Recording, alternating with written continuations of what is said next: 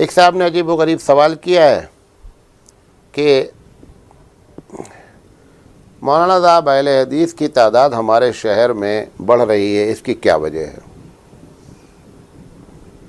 اس کی پہلی وجہ یہ ہے کہ ہم بے دلیل بات کرتے ہیں، وہ دلیل کے ساتھ بات کرتے ہیں. پہلی وجہ. ہمارے یہاں مدارس میں ہم کو فقہ پڑھائی جاتی ہے اور حدیث سے دلیل نہیں دی جاتی ہے، یہ بنیادی وجہ ہے. نمبر 2، یہ ایک حقیقت ہے، مجھے کہنا نہیں چاہیے، بعض لوگ اس سے بھی ناراض ہوتے ہیں کہ آپ اہل حدیث ہیں. جس حق کو تسلیم کرو اسی جماعت کے لوگ ماننے لگتے ہیں. اور 1000 مرتبہ میں نے دیوبندیت اور حنفیت کو حق بات کہا ہے تو اس کو لوگ ماننے کے لیے تیار نہیں کہ پکا دیوبندی حنفی ہے. دوسروں کو اگر حق کہہ دیں حق بات میں تو لوگ ناراض ہو جاتے ہیں. بہرحال لوگ ناراض ہوتے ہیں، مجھے کوئی خاص فرق نہیں پڑتا ہے.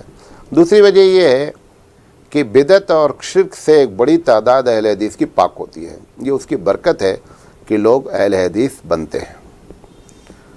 تیسری وجہ یہ ہے کہ جو تبلیغی جماعت ہماری محنت کرتی ہے اور مسجد تک لوگوں کو لے جاتی ہے، مسجد کے بعد ان کے پاس سلیبس نہیں ہے کہ اب اس کے بعد ان کو کیا کرنا ہے.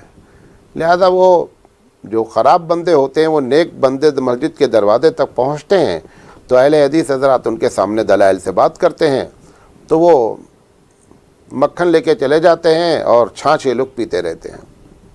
یہ بھی وجہ ہے. واللہ عالم بالصواب. ناراض نہیں ہوئیے گا بھائی.